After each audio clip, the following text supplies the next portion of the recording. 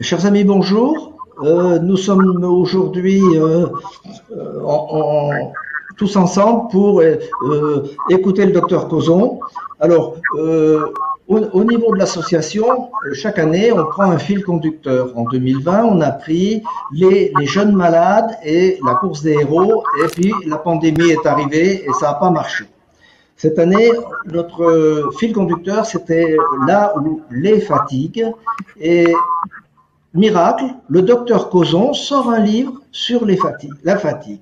Donc, on s'est empressé d'aller le voir et lui dire, docteur, est-ce que vous pourriez nous parler de la fatigue? Et il a accepté et on l'en remercie. Docteur Causon, c'est quelqu'un qui nous a accompagnés pendant, moi ça fait 20 ans que je suis bénévole à l'association, je l'ai toujours trouvé là, hein, si j'ose dire. Donc, merci beaucoup, docteur, parce que le temps que vous passez avec nous, que vous nous donnez, c'est très, très important. Cette conférence, donc, on pensait la faire en 3 temps bien séparés, l'exposé, des questions, et puis un petit fil d'information derrière. On va plutôt faire un exposé avec au milieu des questions. Il y a tellement de questions qu'on ne pourra pas répondre à toutes les questions aujourd'hui, parce que au-delà d'une heure et quart, de toute façon, ça va être difficile pour beaucoup de personnes. Donc, pas de souci, on fera un document derrière et on essaiera de mettre toutes les réponses possibles. Au niveau du webinaire, on fait un enregistrement, donc si vous ne pouvez pas suivre jusqu'au bout, ça sera sur notre chaîne YouTube, donc il n'y a pas de souci de ce côté-là. Hein. Voilà, je crois que j'ai à peu près tout ce que j'avais à dire. Donc je passe la parole. Alors Céline est une bénévole, hein, c'est elle qui va intervenir avec le docteur Causon. Donc je lui passe la parole. Céline, c'est à toi. Bonjour à tous. Donc effectivement, je suis une bénévole de l'association. Je m'occupe de différentes choses. Ah, on voit Oui, j'ai complètement oublié. On voit le livre du Stop à la fatigue du docteur Causon. Donc je m'occupe dans l'association de la mise en page des documents, des lettres d'infos. Et de tout ce qui est et également du futur site de l'association. Tout ça, je le fais bien entendu en équipe avec les autres bénévoles. Et c'est vrai que ça tombe bien parce que la fatigue est un sujet qui m'intéresse particulièrement, docteur Causon. Donc, je suis contente d'être là aujourd'hui pour poser les questions des malades. On en a reçu énormément, donc on va pas pouvoir répondre. Enfin, je vais pas pouvoir toutes les poser aujourd'hui. Donc, on compte sur vous pour répondre après coup à toutes les questions qui n'auront malheureusement pas pu être posées. Voilà. Donc, je crois qu'on va pouvoir commencer parce que le propos va être long. Bien, bonjour. Oui, effectivement, il y a de très nombreuses années que je participe à l'association, puisque au tout départ, il y avait une association dans les années 95-96 par un patient lyonnais qui a fusionné avec l'association française du syndrome de fatigue chronique et à l'époque de la fibromyalgie, parce que c'était les deux choses à l'époque. Voilà, donc aujourd'hui, je vais essayer de vous parler donc, de la fatigue en prenant d'abord la fatigue normale, essayer de définir ce qui est très compliqué, alors que c'est un symptôme qui est très fréquent. Et puis, on essayera de voir après la fatigue, dans le cas du syndrome de fatigue chronique, ce qu'il faut éliminer comme autre pathologie, parce que c'est avant tout un diagnostic différentiel d'élimination des autres pathologies. Et puis, on essaiera de voir ce que j'ai actuellement, moi, comme possibilité thérapeutique à proposer aux patients. Vu le nombre de patients qui viennent, je pense que je dois soigner quand même quelques-uns qui ont quelques améliorations. Voilà, si on peut peut-être voir le diaporama. Je vais lancer le diaporama. Merci, c'est gentil. Voilà, donc aujourd'hui, on va essayer de parler dans un premier temps de fatigue normale, puis après, on essayera de voir quand est-ce qu'elle est anormale et qu'est-ce que l'on peut faire pour les patients. Alors voilà, donc la fatigue, c'est d'abord une sensation, c'est un ressenti, c'est quelque chose qu'on ressent, qu'on ne mesure pas avec un fatigomètre, comme je dis très, très souvent. C'est une sensation qui est normale de ne pas pouvoir effectuer donc soit un effort physique ou un effort intellectuel que l'on peut normalement accomplir, ou alors un effort qui surpasse nos capacités, on se sent bien, on ne va pas pouvoir le faire. Alors on essaye de séparer un peu arbitrairement la fatigue physique, c'est je ne peux pas monter 2 étages à pied le soir après ma journée de travail, ou si je viens de faire un marathon de 42 km, je suis incapable de monter un étage à pied, j'ai une fatigue, c'est normal, c'est une fatigue physique. hein, ou si par hasard mon ascenseur est en panne et qu'il y a 10 étages à monter, je sais que je n'aurai pas la possibilité de monter jusqu'au 10e étage à pied parce que je n'en aurai pas la force. J'ai une certaine fatigue qui n'est pas capable d'assurer en fait un effort physique. Donc ça, c'est la fatigue physique. Et puis, il y a la fatigue plus intellectuelle, cérébrale. Et c'est l'étudiant qui, le soir, n'en peut plus, qui n'arrive plus à lire ses cours, hein, comme celui qui est ici avachi et endormi sur ses cours. Et puis, pour d'autres personnes, ça sera ce livre ou ce journal est beaucoup trop compliqué pour moi. Je n'arrive pas à le comprendre. Je lis et finalement, je n'intègre absolument rien. C'est de la fatigue intellectuelle, cérébrale. Voilà, on va pouvoir aller sur la diapositive suivante. Voilà, donc la fatigue physique, elle met en place en fait les muscles, ce sont nos muscles qui nous permettent en fait d'avancer, hein, d'avoir une activité musculaire et physique. Et on va avoir des facteurs limitants. Donc le muscle, c'est un moteur, hein, qui se contracte et qui va rapprocher en fait des os pour pouvoir faire un mouvement. Alors la première chose qui peut arriver à un muscle, c'est de pas avoir de carburant, hein, et le carburant essentiel, c'est le glucose, hein, et quand on va se retrouver en hypoglycémie, on va être en panne d'essence, en panne de carburant, hein, en sachant que ce glucose existe sous plusieurs formes. Il existe une forme de réserve, c'est ce qu'on appelle le glycogène, qu'on va retrouver à la fois dans les muscles et dans le foie, et qui est capable d'être coupé en petits morceaux pour donner des molécules de glucose qui, en arrivant dans les cellules musculaires, va être transformée en une molécule qui s'appelle l'ATP, l'adénosine triphosphate, qui est vraiment l'explosif, en fait, qui va permettre aux muscles de se contracter. Donc, on a tous des muscles différents, mais pour certains muscles, on a soit des petites cylindrées, soit des grosses cylindrées, hein. Si on n'a aucun entraînement, on va avoir des petits muscles et on ne va pas être capable de faire un mouvement très important, de porter quelque chose de très lourd, alors que si au contraire on a un gros moteur, effectivement, on fera beaucoup plus de travail. Et donc là aussi, la quantité de cellules musculaires, de muscles, est un des facteurs qui va nous permettre ou pas de faire certains efforts. Et puis, à côté peut-être avant d'arriver là, il y a ce qu'on appelle le comburant. Le comburant, quand dans un moteur explosion, vous avez donc l'essence qui est le carburant, et puis il faut de l'oxygène pour pouvoir faire exploser l'essence. Et c'est pareil au niveau de nos muscles, on a besoin d'un comburant, et le comburant, comme dans le moteur à explosion, c'est l'oxygène. Et lorsqu'on va se retrouver en hypoxie, avec moins d'oxygène dans le sang, pour différentes raisons, hein, on va effectivement avoir un muscle qui va mal fonctionner. On va se retrouver ce qu'on appelle en anaérobie. L'anaérobie, c'est quand on travaille sans oxygène au niveau d'un muscle, et c'est pas très bon parce que ça va fabriquer beaucoup d'acide lactique, ça aura un rendement très mauvais, et ça va donner des courbatures, ça va donner des crampes, ça va donner tout un tas de symptômes que l'on va retrouver chez les gens qui n'ont aucun entraînement et qui veulent le dimanche faire une grande balade et qui, pendant 2 jours, vont se retrouver avec plein de courbatures. Et ça, c'est de la fatigue normale. Donc, sur la diapositive suivante, on voit que l'entraînement, en fait, est important, hein, au niveau physique. Un manque d'entraînement, on a une faible masse musculaire, on n'a pas beaucoup de glycogène en réserve, on va travailler en anaérobie. Donc, en fait, on va avoir un très bon rendement du muscle. Alors qu'au contraire, lorsqu'on s'entraîne, on augmente la masse musculaire, hein, comme Popeye, on va augmenter nos réserves en glycogène, ce qui fait qu'on va pouvoir travailler plus longtemps avec nos muscles, avec beaucoup de glucose. On travaille beaucoup plus en aérobie, et là où le glucose donne 2 molécules d'ATP en anaérobie, on va avoir 36 molécules en aérobie. Donc, il vaut bien mieux travailler avec de l'oxygène que sans oxygène. Et puis, quand on travaille avec de l'oxygène, ça ne va pas donner d'acide lactique, donc ça ne va pas empoisonner, ça ne va pas donner des toxines aux muscles. Et donc, l'entraînement va permettre aussi une augmentation des capacités respiratoires, on va encore mieux ventiler, donc avoir encore plus d'oxygène et donc favoriser la contraction musculaire dans de bonnes conditions. Diapositive suivante. Alors, l'effort intellectuel, ça va se faire au niveau du cerveau. En fait, ça va mettre en jeu ce qu'on appelle les neurones, ce sont les cellules nerveuses cérébrales. Donc, ces neurones cérébraux, en fait, ils fonctionnent parce qu'il y a des communications entre les cellules. Là, vous avez un certain nombre de cellules de différentes couleurs qui communiquent. Hein. Il y a ce qu'on appelle des synapses. Et les synapses, c'est ce que vous avez, vous voyez peut-être pas ma flèche, la synapse, c'est ce que vous avez en bas au milieu. C'est la jonction entre deux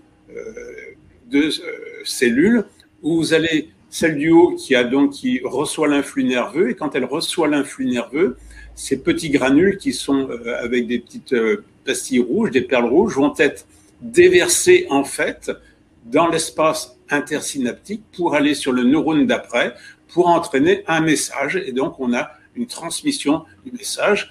Et notre système nerveux fonctionne par des interconnexions multiples, exactement un peu comme un ordinateur où on va pouvoir stocker à certains endroits, on va avoir des communications pour ranger tout ça. Diapositive suivante. Alors, en fait, on va avoir, quand on est en bonne santé, normalement, on a un bon équilibre entre l'effort et la capacité d'effort. Et si l'effort est important, si l'effort est intense, si on a certaines maladies, si on a une inflammation, en fait, on va pencher du côté de la fatigue, alors qu'au contraire, si on a une bonne masse musculaire, si on a un bon entraînement, une alimentation correcte, si on récupère bien, parce qu'après un effort, on va récupérer pour refaire son stock de glycogène, pour augmenter sa masse musculaire, à ce moment-là, on va se retrouver dans le bien-être. Et en fait, en permanence, on va se retrouver un petit peu en équilibre entre les deux. Tout le monde peut être fatigué le soir parce qu'il a couru toute la journée. Et puis après une bonne nuit, en fait, on va récupérer et le jour d'après, le lendemain, on va pouvoir refaire des efforts comme on fait habituellement quand on n'a pas de problème de maladie. Par contre, quand si vous attrapez la grippe, vous allez avoir une fatigue pendant quelques jours. On va voir pourquoi on a de la fatigue quand on a la grippe. Diapositive suivante. Alors, à quoi ça sert cette fatigue? En fait, cette fatigue, elle a un rôle qu'on appelle physiologique, qui est un signal pour arrêter l'effort. Quand on est fatigué, c'est pour nous dire attention, stop, évite d'aller plus loin, parce que sinon, tu risques un accident. La deuxième chose que ça va permettre une bonne récupération. Quand vous êtes bien fatigué le soir, vous allez vous coucher, et bien pendant la nuit, vous allez refaire votre réserve en glycogène, et puis vous allez mettre en mémoire tout ce que vous avez appris dans la journée. Et le sommeil est très important pour pouvoir stocker en fait tout ce qu'on a appris.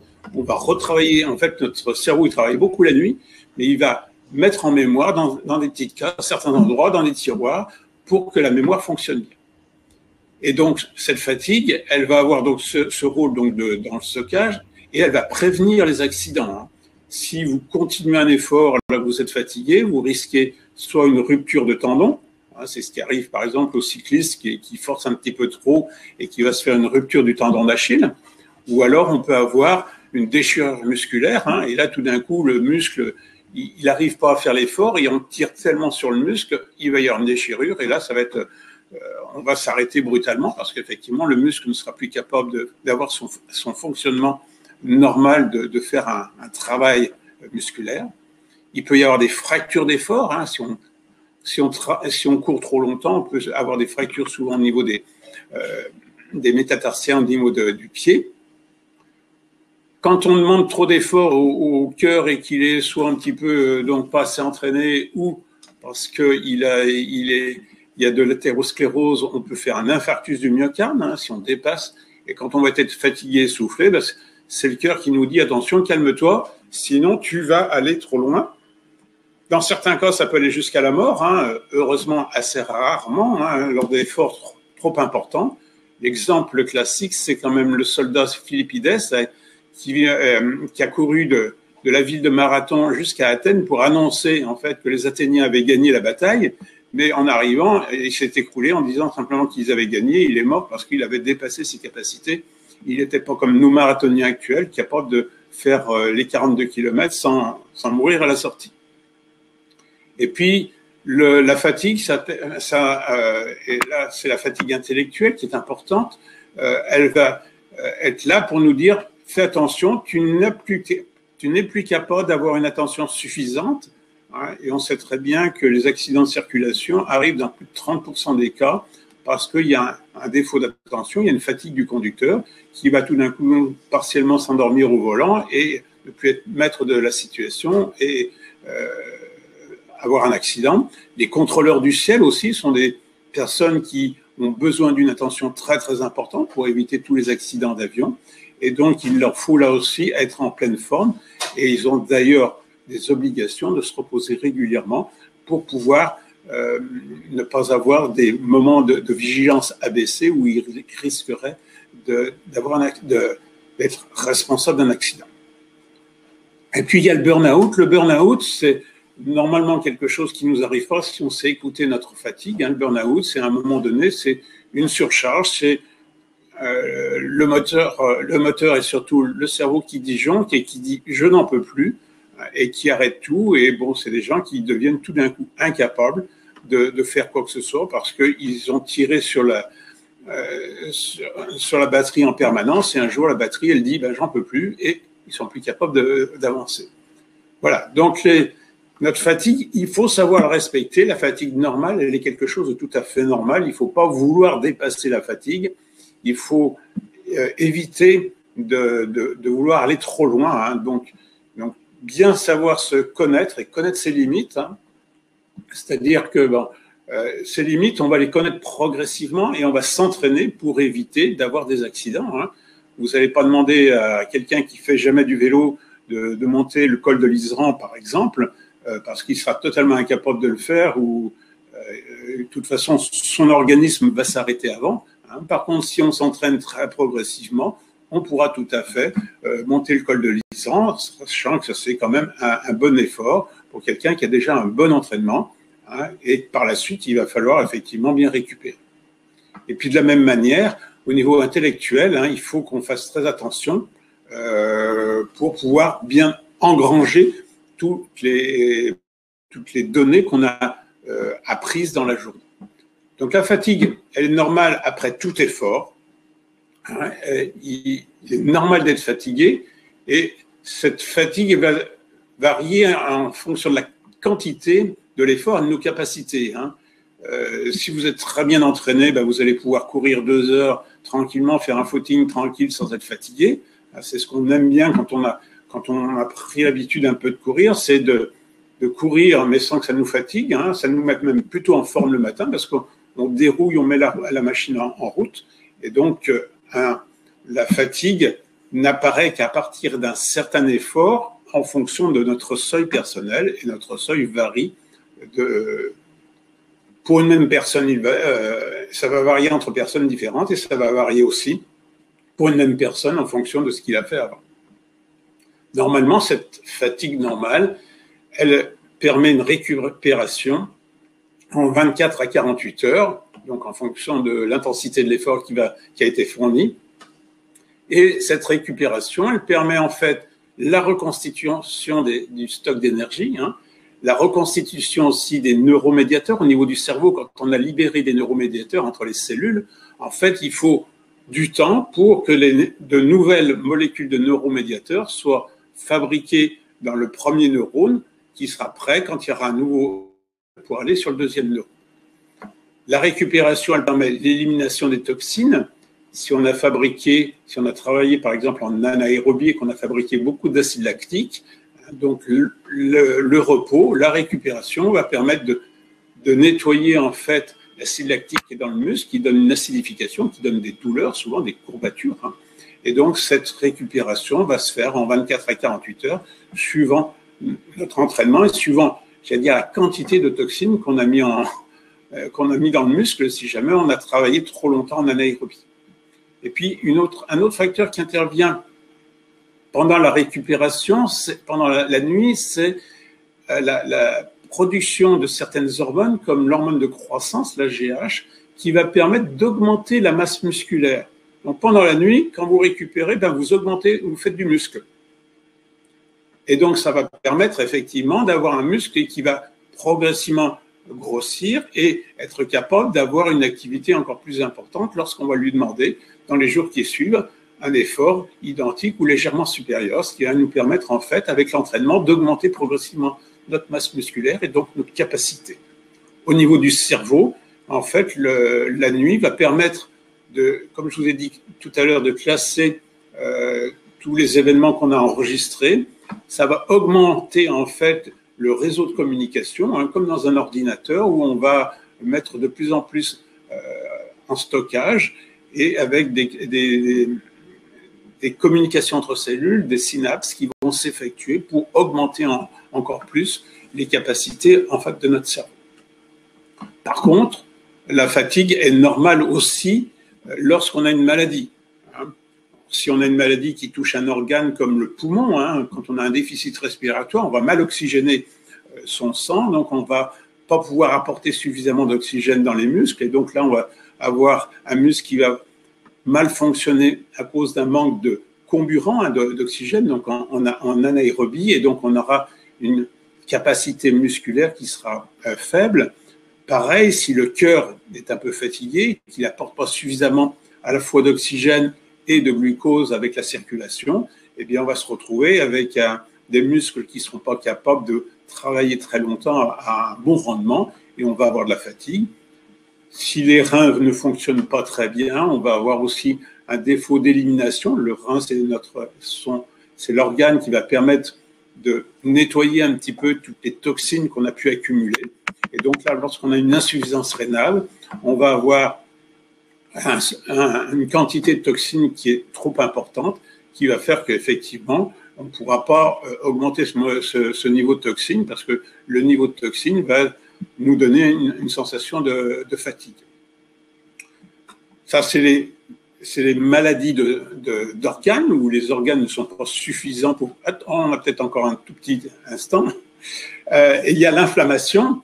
L'inflammation, c'est chaque fois qu'on va avoir une infection ou simplement une maladie inflammatoire, on va produire un certain nombre de molécules qui s'appellent des cytokines. Les cytokines, ce sont les molécules qui sont produites par les globules blancs. Là, sur la diapositive suivante, je vais vous montrer un petit peu ce que sont les cytokines, comment j'apprends ça à mes étudiants.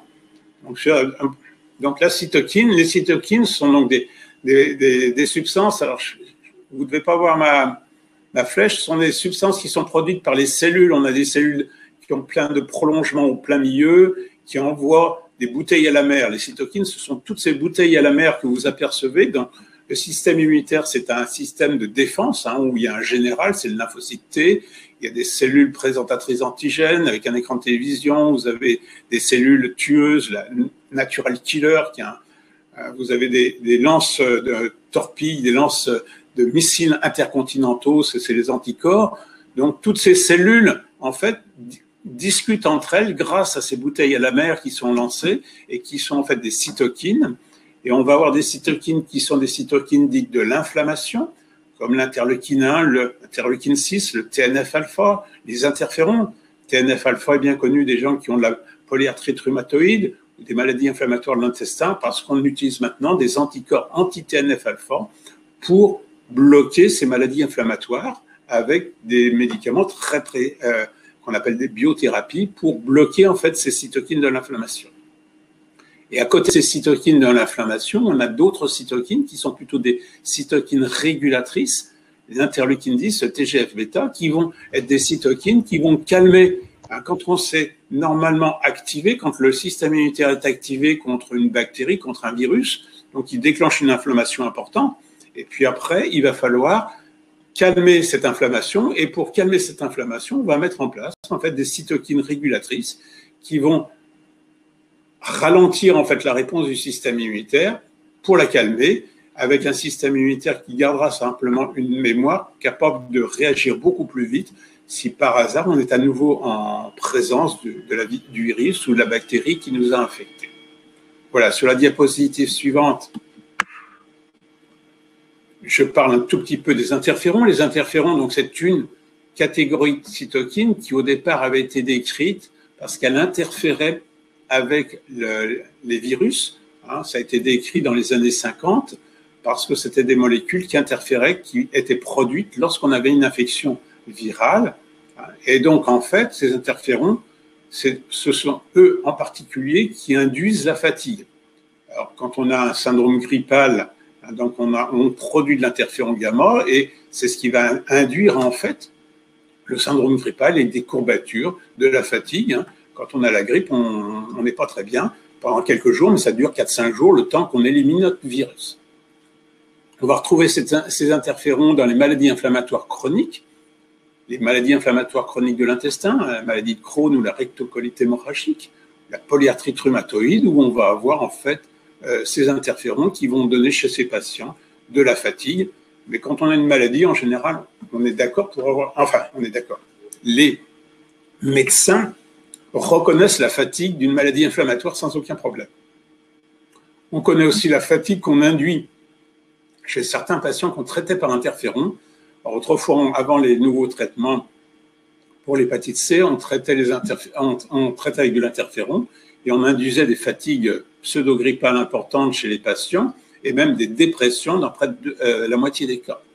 Dans la sclérose en plaques, on peut utiliser certains interférons bêta. On a aussi des fatigues qui sont induites par ce traitement-là. Il y a certains cancers, entre autres des cancers du rein, où on utilise aussi des interférons. Et lorsqu'on injecte ces interférons, on induit une fatigue intense chez ces patients parce que l'interféron, on va le voir dans la diapositive suivante, en fait, est capable d'activer un certain nombre de choses. Alors, je vais vous montrer comment on peut montrer ça sur un modèle animal. Alors, il y a un modèle, c'est un article scientifique qui date maintenant d'une quinzaine d'années, mais qui montrait bien le rôle des cytokines. Donc, ils prenaient, c'était des rats, Vistar, dans une roue, et on injectait dans le péritoine un produit qui est simplement une inflammation, un poly-IC, et on mesurait après l'activité physique, c'est-à-dire le nombre de tours de roue que pouvait faire le rat pendant 24 heures. Et puis, donc, chez ces rats-là, qui étaient les cobayes de cette expérience-là, on mesurait l'ARN messager. Bon, l'ARN, c'est ce qui code pour les cytokines. Vous savez maintenant qu'on a des vaccins ARN pour le Covid. Hein, donc, en fait, l'ARN messager, c'est ce qui va produire des choses. Dans le vaccin, ça va produire de la protéine virale. Ici, on regardait les ARN qui produisaient des cytokines dans différents endroits du cerveau. Sur la diapositive suivante, on peut s'apercevoir que, alors, sur le schéma d'en haut, donc la ligne du haut, donc c'était au départ, avant qu'on injecte le produit inflammatoire dans le ventre de l'animal. Celui qui n'avait que du sérum physiologique, il pouvait toujours faire autant de tours de roue qu'avant l'expérience, donc ça ne l'empêchait pas de faire des tours de roue. Donc, si on avait simplement du sérum physiologique, ça n'entraînait pas de problème.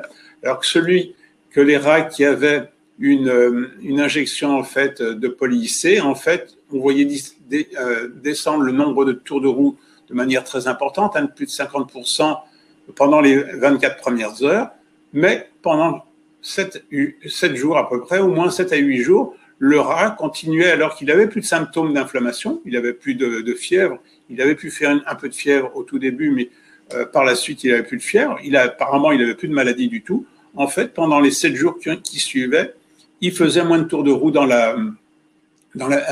sur sa roue, et donc il avait une activité physique qui était diminuée pratiquement de 40% à peu près pendant au moins 7 jours.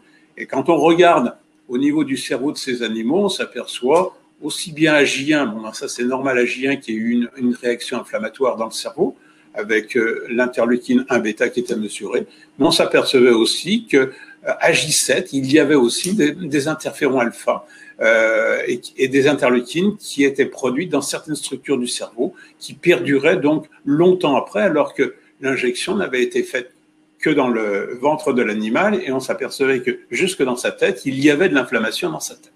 Donc il avait une encéphalopathie à cause d'une inflammation, et on comprend en fait aussi partiellement pourquoi quelque chose qui est périphérique peut donner en fait des signes jusque dans la tête. C'est d'ailleurs pour ça que moi personnellement j'aime mieux appeler le syndrome de fatigue chronique l'encéphalopathie myalgique que encéphalomyélite, parce qu'il y a plutôt une encéphalopathie, une atteinte cérébrale qu'une atteinte de la moelle osseuse. Voilà, sur la diapositive suivante, pour vous montrer quelques exemples où on traite des gens avec de l'interféron alpha. Donc ça, c'est une chercheuse qui est bordelaise et qui était aux États-Unis quand elle a fait ce travail-là, et qui avait regardé chez des gens à qui on injectait de l'interféron pour leur traitement le métabolisme du glucose dans le cerveau avec des PET scans, et qui s'est aperçu qu'il y avait certaines zones du cerveau qui étaient soit diminuées, c'est les zones en haut préfrontales, c'est les zones de la conscience, et au contraire d'autres zones où il y avait une augmentation de l'utilisation du glucose, et on s'apercevait en fait que la coloration, donc l'intensité en fait de ces activations dans ces zones-là était inversement corrélée aux capacités d'énergie des patients. Donc plus on avait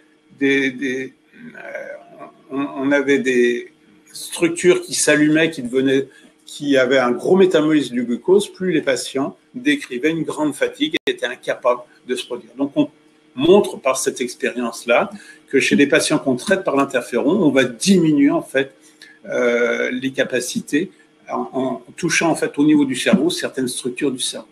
Diapositive d'après. Donc l'interféron va jouer aussi sur la dépression. Quand on traite des gens avec des interférons, que ce soit la sclérose en plaques, l'hépatite C ou les mélanomes malins, on induit des dépressions sévères dans plus de 50% des cas. Et en fait, cette dépression, elle est normale. L'interféron, on la fabrique quand on a une infection.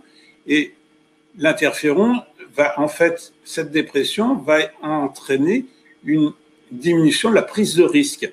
Lorsque vous êtes infecté, il vaut mieux rester tranquille au fond de sa grotte plutôt que de sortir dehors et de ne pas être capable de courir si par hasard il y a un lion ou un tigre à dents de sabre qui vous court après.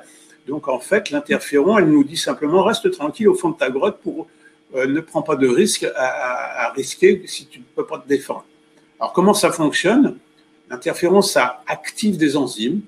Il y a cette enzyme qui s'appelle IDO, l'indolamine déoxygénase. Ça va permettre de dégrader un acide aminé qui s'appelle le tryptophane pour fabriquer de l'acide quinolinique. Alors bon, c'est des acides, peu importe leur nom. Et cet acide va jouer en fait sur des récepteurs qui s'appellent les récepteurs NMDA. Les récepteurs NMDA, c'est les récepteurs qui normalement bloquent la transmission de la douleur.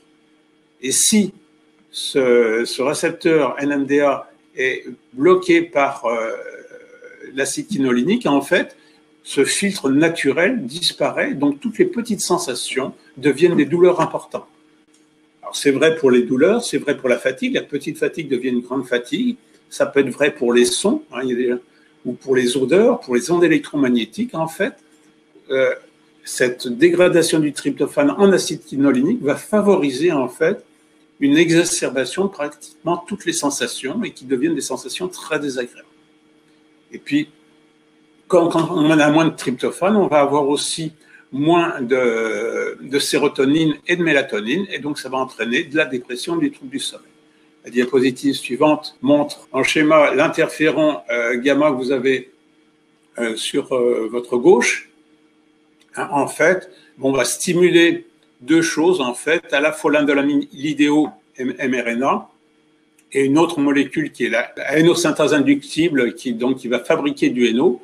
Et ces deux voies, par l'indolamine déoxygénase et l'héno, vont provoquer en fait un certain nombre de substances qui vont aller sur le neurone ici qui est en vert, du héno qui va bloquer un peu le neurone et l'acide quinolinique qui va aller sur le récepteur glutamate, le récepteur NMDA, ce qui va bloquer en fait la cellule nerveuse que l'on a et qui va être bloquée.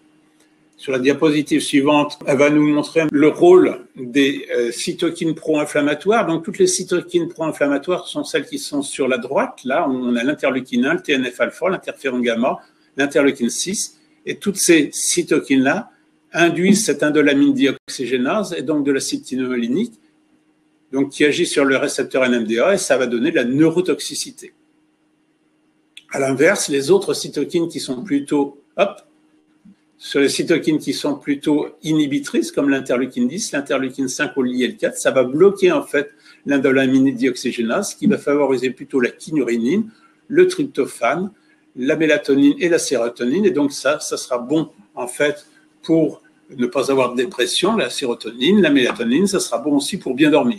Donc si on est en inflammation, on va avoir moins mélatonine, sérotonine et beaucoup plus d'acide quinolinique, donc on va avoir plutôt de la neurotoxicité, on va mal dormir et on va être très anxieux et dépressif, alors qu'au contraire, si on a quelque chose qui est peu inflammatoire, on va se retrouver effectivement dans une situation où on va fabriquer de la sérotonine, donc c'est l'hormone du bien-être, et puis de la mélatonine pour bien dormir, et donc on va se porter on va être en pleine forme. sur la diapositive suivante. Donc la fatigue, elle va avoir un rôle donc quand on a fait un effort, mais elle va aussi avoir un rôle dans les maladies pour permettre le rétablissement de l'organisme une fois la phase inflammatoire passée. Quand on est fatigué après une bonne grippe, on va rester quelque temps tranquille, ce qui fait qu'on va pouvoir reconstituer ces réserves de glycogène. On va pouvoir reconstituer en fait de bonnes cytokines pour pouvoir avoir un organisme qui est en équilibre et qui ne soit pas uniquement entièrement porté vers la défense contre la bactérie ou le virus qui nous a attaqué. Et puis la fatigue, je vous l'ai déjà dit, c'est pour éviter de prendre des risques inutiles ou dangereux pour la survie. Voilà, diapositive. Alors, du coup, docteur Cauzon, je voulais vous interrompre. Alors, il y a beaucoup de questions qui sont posées en direct. Actuellement, c'est Isabelle qui s'occupe de répondre quand elle le peut en dire directement aux personnes qui les posent. Et là, j'en avais une directement pour vous. C'est faut-il se supplémenter en tryptophane? Non, alors en tryptophane, non. Alors on peut en trouver dans du griffonia, mais le problème c'est que si on se substitue en tryptophane, on a beaucoup d'inflammation, on va fabriquer beaucoup d'acide quinolinique, et donc en fait ça va être plutôt délétère que vous améliorer. Donc a priori le tryptophane, il n'y a pas besoin, on en a dans l'alimentation suffisamment. Il n'y a pas lieu d'en prendre, surtout si on est en état de subinflammatoire. D'accord. Je vous propose de faire une pause dans la présentation de votre diaporama et de répondre aux questions qui avaient été posées au préalable, qui nous avaient été envoyées par mail. Comme ça, on fait une pause et après, on reprendra le cours fort intéressant de votre propos. Je vais voir pour arrêter le diaporama pour qu'on puisse nous voir en grand. Est-ce que je sais faire ça? Oui, on sait faire ça. Je vois que Robert, on ne le voit plus. Il a dû s'absenter, mais c'est pas grave. Alors, quand j'ai regardé les questions, j'ai pas pu toutes les sélectionner. Un pré-tri avait été fait concernant les questions qui étaient en lien avec la thématique du jour. Savoir que toutes les questions qui n'auront pas de réponse, on essaiera d'envoyer les réponses par écrit. J'ai déterminé plusieurs catégories, notamment il y avait les patients qui se posaient la question comment peut-on distinguer la fatigue du SFC à celle liée à une autre pathologie. Alors je vais vous lire les questions qui ont un attrait à cette problématique. Alors, notamment la question de Sylvie qui posait « Comment distinguer une fatigue du SFC et une fatigue due à la thyroïde ?» Et comment faire la différence entre les deux? Pardon, SFC et quelle autre fatigue? Et thyroïde, la fatigue due à la thyroïde. C'est l'examen clinique qui va rechercher des signes d'hyperthyroïdie ou d'hypothyroïdie et c'est surtout la biologie. C'est le bilan qu'on va faire systématiquement devant toute fatigue qui persiste au-delà de 15 jours, 3 semaines, 1 mois, on va faire un bilan biologique pour voir quelles sont toutes les causes possibles de fatigue. Et on va regarder toutes les causes endocriniennes et la thyroïde est une des choses qu'on va regarder en première intention pratiquement. Donc c'est le diagnostic, c'est la biologie. D'accord. J'ai une question d'Annie sur le burn-out. Vous l'aviez évoqué tout à l'heure. Le burn-out étant un terme très en vogue actuellement et assimilé à l'épuisement professionnel, peu de gens font la différence entre le SFC et le burn-out. Pouvez-vous expliciter cette différence? Et d'autre part, est-ce qu'un burn-out très sévère peut déclencher un SFC? Oui, alors bon. Le burn-out, c'est des gens qui ont tiré sur la corde pendant trop longtemps et qui, à un moment donné, craquent complètement. C'est ce que j'essayais de dire tout à l'heure. Et quand tout d'un coup, il n'y a absolument plus aucune réserve. Et c'est plutôt, le burn-out est plutôt quelque chose d'une fatigue, de l'ordre d'une fatigue cérébrale. On n'arrive plus du tout à recevoir des tas de traumatismes, de stress. On est incapable de répondre à tous ces stress. Alors que dans le syndrome de fatigue chronique, on va beaucoup plus avoir une fatigue physique qui va se traduire par une fatigue physique et une incapacité musculaire qu'une incapacité à comment dire c'est vraiment le burn-out, c'est vraiment quelqu'un qui tout d'un coup ne peut plus parce que effectivement il a tiré sur la corde pendant très longtemps. Mais il y a une certaine, j'ai vu des patients qui avaient commencé par un burn-out et qui ont continué avec un syndrome de fatigue chronique parce que normalement le burn-out, après quelques semaines de repos, d'apprentissage d'un certain nombre de techniques cognitives, permet de récupérer. sauf s'ils sont encore très très sensibles au stress. Si derrière il y a de la dépression, souvent il y a une dépression plus ou moins masquée chez ces patients-là, mais avec un bon traitement antidépresseur, en général, ils sortent la tête de l'eau et ils peuvent reprendre une activité sans avoir une fatigue musculaire très importante. Dans le SFC, il y a quand même une fatigue musculaire qui est très très importante et qui ne récupère pas ou qui va récupérer très très lentement. Donc la différence, elle se situe là, au niveau du ressenti.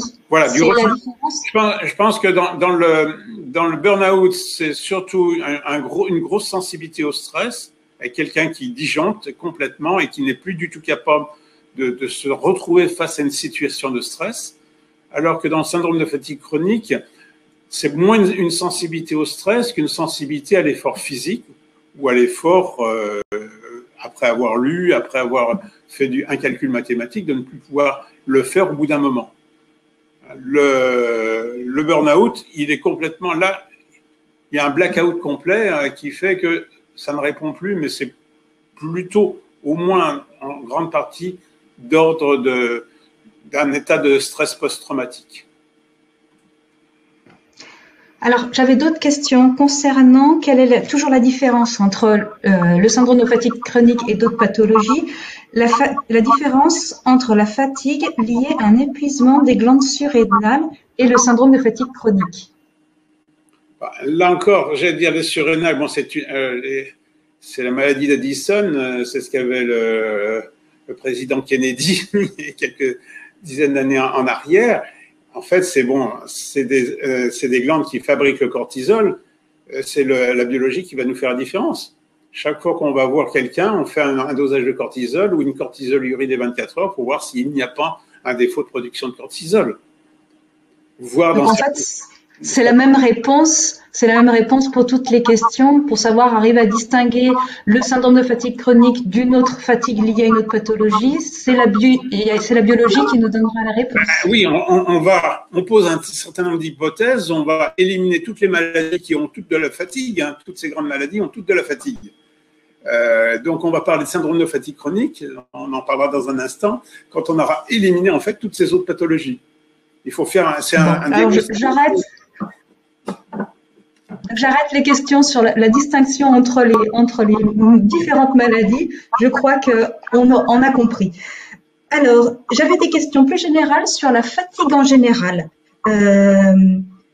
Comment reconnaître et traiter la fatigue ou malaise post-effort versus immunitaire et versus neurologique? Alors, est-ce que vous voyez de quoi veut parler la personne qui a posé la question? Il y aurait deux versus, un versus immunitaire, un versus neurologique dans la fatigue? Alors, il y a immunologique, c'est une inflammation, ça va produire des cytokines, et puis on peut avoir une fatigue plus effectivement neurologique parce qu'on a une surcharge de travail cérébral, parce qu'on a beaucoup de stress. On va voir dans un moment tout à l'heure qu'en fait on est dans tous ces systèmes, que ce soit le système nerveux central, que ce soit le système digestif ou le système immunitaire, tous ces systèmes, en fait, sont interconnectés et on rentre dans un cercle vicieux. Et une fois qu'on est dans le cercle vicieux, on peut y rentrer par n'importe quel côté. Et on verra que pour traiter correctement un syndrome de fatigue chronique, à mon sens, il faut traiter à la fois le système nerveux central, mais aussi le système digestif et le système immunitaire. On peut pas, il n'y a pas une recette pour traiter en traitant une seule chose qui va permettre de faire disparaître la fatigue.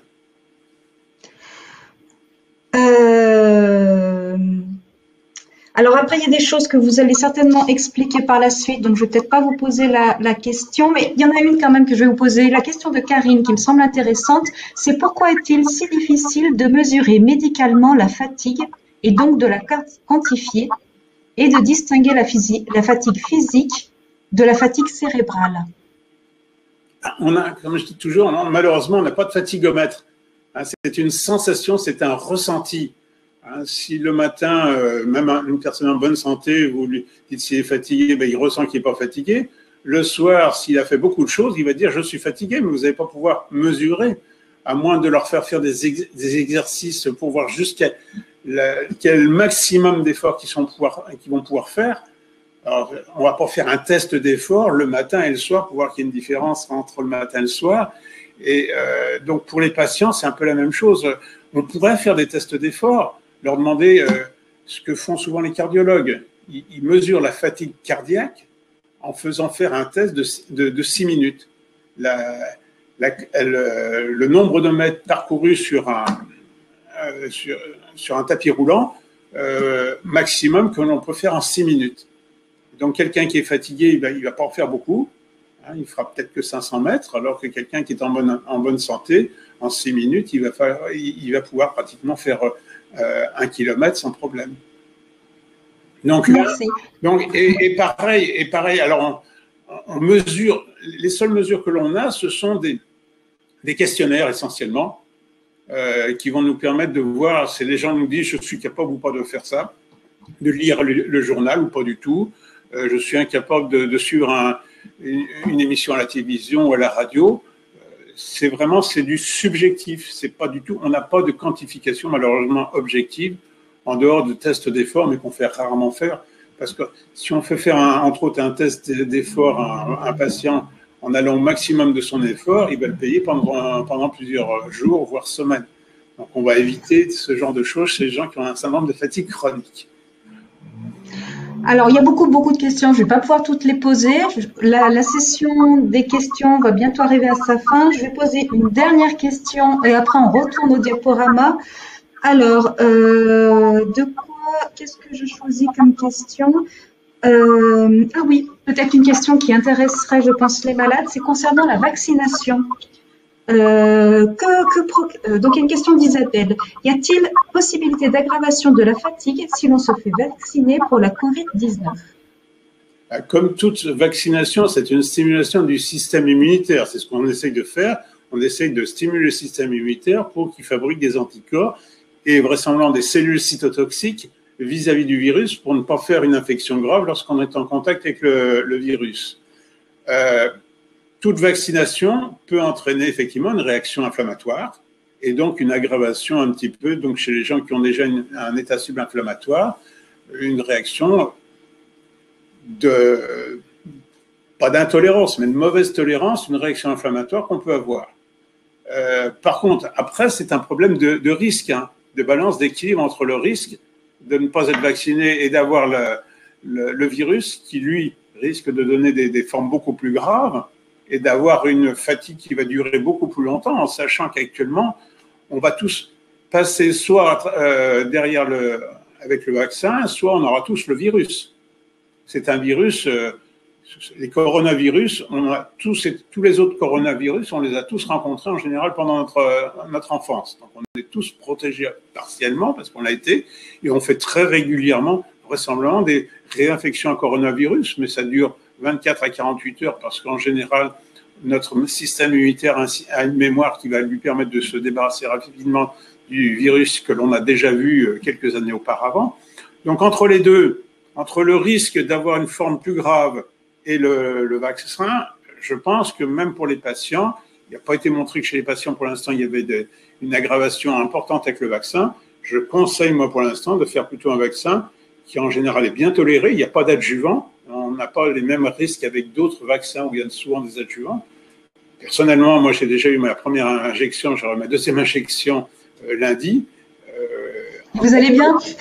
En tant que médecin de plus de 50 ans, on nous a proposé, et moi j'ai tout de suite été voir de la même manière que chaque année, je me fais vacciner contre la grippe, parce qu'il vaut mieux faire une petite réaction au vaccin qu'une forte grippe quand elle est présente.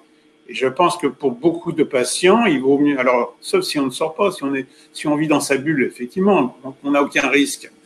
Il vaut mieux ne pas du tout le faire, mais je pense que c'est des virus auxquels on n'échappe pas un jour ou l'autre.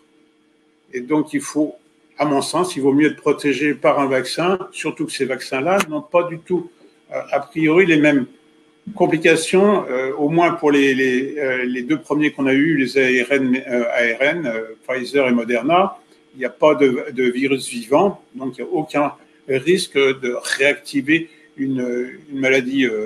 Alors, je me poserai peut-être plus la question avec les prochains vaccins où on a du virus, des adénovirus, soit de chimpanzés, soit humains, qui pourraient peut-être chez certains patients, mais là encore, il faut vérifier qu'il n'y ait pas de déficit immunitaire, mais autrement, les premiers vaccins, je pense qu'il vaut mieux les utiliser. Et bon, après, on n'a pas de recul suffisant pour répondre à la question, mais il n'y a pas beaucoup de vaccins qui ont montré des anomalies. Hein. Même le vaccin qui a fait parler beaucoup de lui en France, le vaccin de l'hépatite B, quand on regarde, il n'y a pas eu plus de sclérose en plaques chez les gens non vaccinés que chez les gens vaccinés. C'est exactement la même prévalence. C'est ce qu'on appelle en fait un effet, moi j'appelle ça l'effet chat noir, c'est-à-dire que certaines personnes, après un vaccin, ont déclaré la maladie qu'ils devaient déclarer de toute façon. Mais voilà, donc le vaccin Covid, à mon avis, est plutôt à conseiller. Mais bon. Après, chacun prend ses... Je vais relancer le diaporama, nous allons pouvoir reprendre et puis je vous poserai à la fin les questions que je n'ai pas pu vous poser là pour l'instant, si vous n'avez pas eu le temps d'y répondre pendant votre présentation. Fatigue anormale, c'est bon, c'est parti. Voilà, alors fatigue anormale. Donc on va parler donc de fatigue anormale lorsque cette fatigue perdure ou persiste, alors que souvent la guérison de la maladie infectieuse ou inflammatoire a été faite. On a guéri de sa grippe, on a guéri même de sa mononucléose infectieuse, mais on continue à avoir une fatigue qui perdure. Donc on va parler de fatigue persistante entre 1 et 6 mois, et on commencera à parler de fatigue chronique au-delà de 6 mois. Donc la fatigue est le symptôme le plus fréquent en médecine. Dans toutes les maladies, on va retrouver de la fatigue. En général, elle est reconnue. Si vous avez un cancer, vous êtes fatigué, on va reconnaître votre fatigue. Si vous avez pas de cancer, pas de maladie inflammatoire, pas de maladie infectieuse, on va vous dire on trouve rien, donc c'est tout dans la tête. C'est une manière d'avouer nos incompétences, et c'est là où on va se retrouver effectivement avec des patients qui ont une fatigue importante, mais qui n'est pas forcément une fatigue uniquement une dépression. On va retrouver cette fatigue dans les maladies chroniques, maladies inflammatoires, polyarthrite rhumatoïde, tout ce qui est maladie auto-immune, le lupus érythémateux disséminé, la myasthénie, enfin toutes les maladies de la thyroïde aussi, qui sont des maladies auto-immunes. Donc tout ça va donner de la fatigue. Et puis il y a toutes ces maladies invisibles qu'on appelle parfois les maladies fonctionnelles. Et sur la diapositive suivante, on va aller très très vite sur cette diapositive. On a donc des syndromes fonctionnels somatiques qui ont été reconnus maintenant dans la littérature internationale. Il y en a au moins 29 qui ont bien été reconnus. Et on va retrouver, si on regarde celle du haut, il y a le syndrome du côlon irritable, il y a le syndrome de la fatigue chronique qui vient en deuxième, il y a la fibromyalgie, la sensibilité aux chimiques. On va retrouver d'autres choses comme le syndrome de la vessie irritable, on va retrouver les douleurs chroniques, des tas de pathologies pour lesquelles on n'a pas d'explication actuellement biologique, mais que l'on arrive à regrouper en syndrome. Un syndrome, c'est un ensemble de symptômes qu'on va retrouver, et on va parler de maladies fonctionnelles, somatiques, sans cause pour l'instant biologique connue. Diapositive suivante. On va retrouver donc, il y avait déjà un papier qui remonte maintenant à plus d'une vingtaine d'années, qui avait montré qu'on retrouvait très souvent dans ces syndromes, au milieu vous avez la fibromyalgie, le syndrome de fatigue chronique, qui touche pratiquement 2% de la population, et en fait, il y avait des interactions avec d'autres pathologies, la sensibilité aux chimiques, le syndrome du côlon irritable, les céphalées chroniques, même des anomalies au niveau des valves mitrales, les dysménorrhées chez la femme, l'endométriose, les douleurs vulvaires, la cystite interstitielle, donc tout des tas de pathologies interstitielles qui ont souvent un certain nombre de symptômes qui se recoupent avec soit la fibromyalgie, soit le syndrome de fatigue chronique. Diapositive suivante. Donc le syndrome de fatigue chronique, il y a plusieurs définitions. J'aime bien celle de Fukuda parce que c'est celle la plus simple. C'est 2 critères majeurs, une fatigue depuis plus de 6 mois, un épuisement, sans cause expliquée, ça c'est les 2 critères majeurs, et 4 critères sur les 8 critères mineurs, donc les troubles neurocognitifs, c'est troubles de la mémoire, de l'attention, c'est les pharyngites ou les angines à répétition, les gens qui ont toujours mal à la gorge, c'est les ganglions au niveau du cou ou au niveau des aisselles, au niveau parfois même de l'aine, les douleurs musculaires ou les douleurs articulaires qui bougent d'un jour à l'autre, qui sont jamais au même endroit, c'est les maux de tête qui sont soit nouveaux, soit plus intenses, c'est le sommeil non réparable, c'est une fatigue qui dure plus de 24 heures après un exercice modéré. Donc ça, c'est les critères du syndrome de fatigue chronique de 96, qui va toucher 0,5% de la population, essentiellement chez les femmes, 8 femmes pour 2 hommes. On avait parlé du syndrome des yuppies, des jeunes cadres dynamiques des États-Unis. Il y avait eu des épidémies, l'épidémie du Lactaoé en 86. En général, dans le syndrome de fatigue chronique, on a un début plutôt brutal, qui est souvent infectieux. On parle souvent de syndrome de fatigue chronique post-infectieux parce que ça survient après une infection à un virus. Dans le Lactaoé, par exemple, c'était une infection au virus HHV6, un virus herpès numéro 6, qui a donné une épidémie d'infection au virus herpès, puis de fatigue chronique. Le bilan biologique est normal, et en général, donc la conclusion du médecin qui ne sait pas quoi penser dit c'est tout dans la tête, c'est une maladie psychosomatique. Alors, il y a eu d'autres définitions actuelles. Donc, il y a on a parlé d'encéphalomyélite myalgique, avec des critères donc canadiens qui ont été repris par une conférence de consensus en 2011, et depuis 2015, on décrit plus la maladie, le syndrome d'intolérance systémique à l'effort, où on va mettre surtout l'accent en fait sur ce malaise post-effort qui est très important chez, je pense, les formes graves de syndrome de fatigue chronique. Diapositive suivante qui doit donner en anglais, voilà, donc les critères donc de cette mise. En fait, c'est donc une fatigue importante qui dure depuis plus de 6 mois, avec ce malaise post-effort qui est dans les critères majeurs et un sommeil non réparateur. Et puis, il faut avoir en plus, normalement, soit des troubles neurocognitifs, ça c'est très fréquent, c'est soit des troubles de la mémoire, soit des troubles de la concentration, soit une intolérance orthostatique, c'est-à-dire à se tenir debout, et c'est souvent des hypotensions orthostatiques que l'on a chez ces patients. La diapositive suivante vous montre une autre pathologie qui est très proche et qui se recoupe énormément avec le syndrome de fatigue chronique, c'est la fibromyalgie, et où là on va avoir plutôt un accent sur les douleurs diffuses chroniques. Le début est souvent beaucoup plus progressif que dans le syndrome de fatigue chronique. On va avoir des douleurs musculaires, tendineuses et articulaires. Il va y avoir des points typiques. Il en faut 11 sur 18 pour parler de fibromyalgie.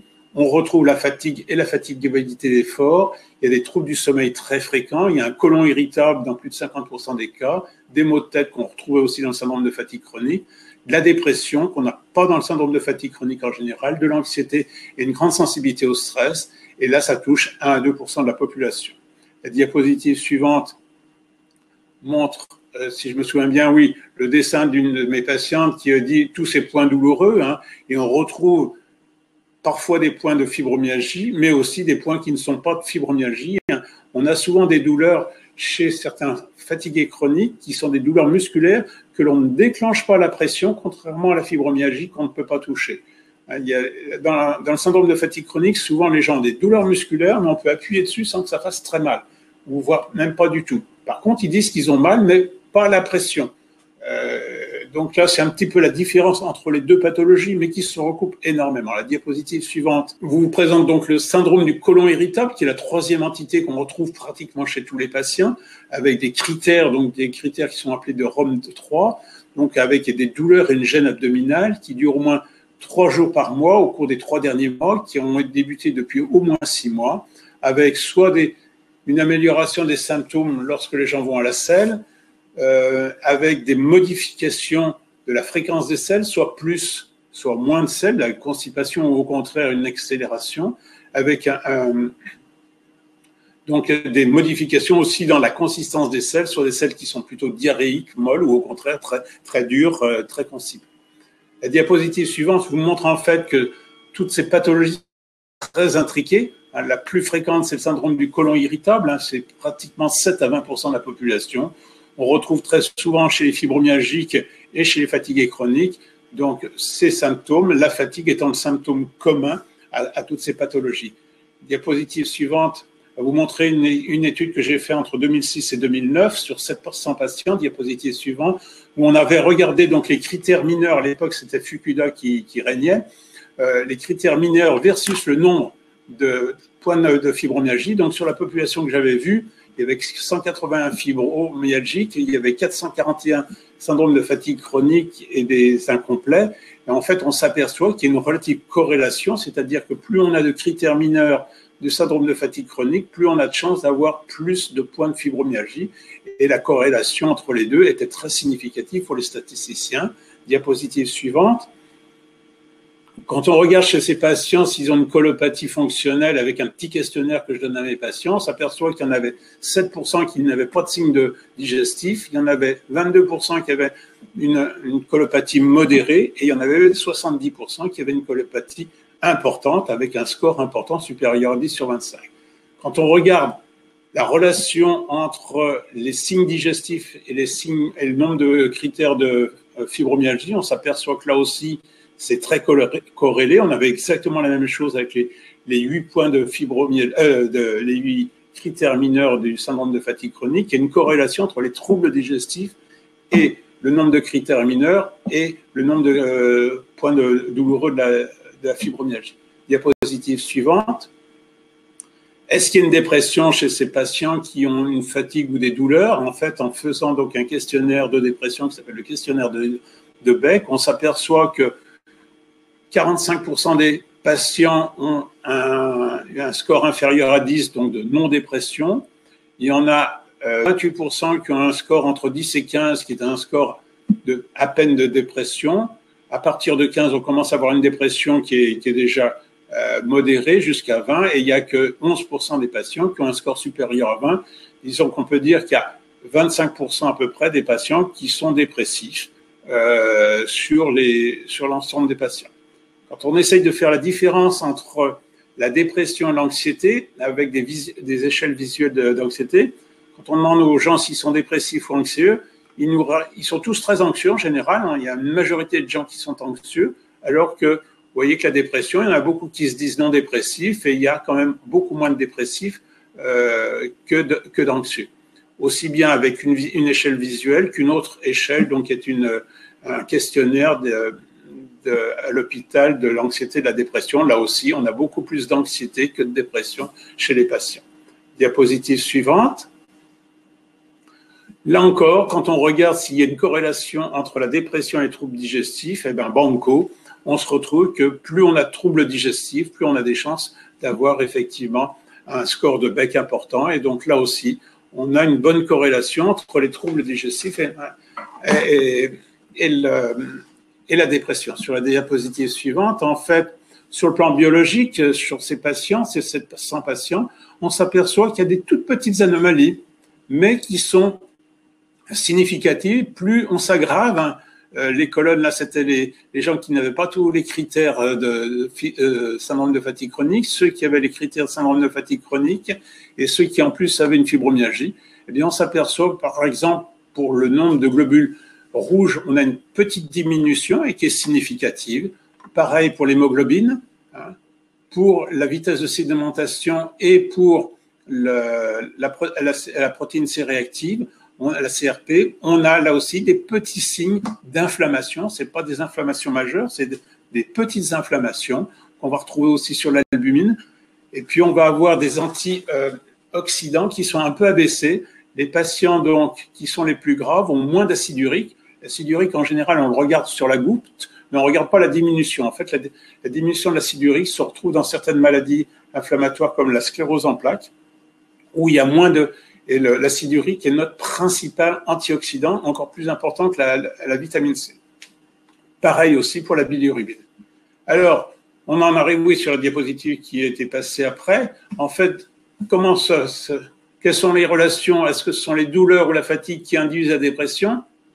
La dépression qui induit les troubles digestifs et qui induisent même l'inflammation à bas bruit? Ou éventuellement, diapositive suivante, c'est dans l'autre sens? Ça tourne dans l'autre sens. Diapositive suivante. En fait, les relations, c'est dans tous les sens, que tous ces signes sont tellement intriqués les uns envers les autres qu'on a vraiment quelque chose qui est intriqué.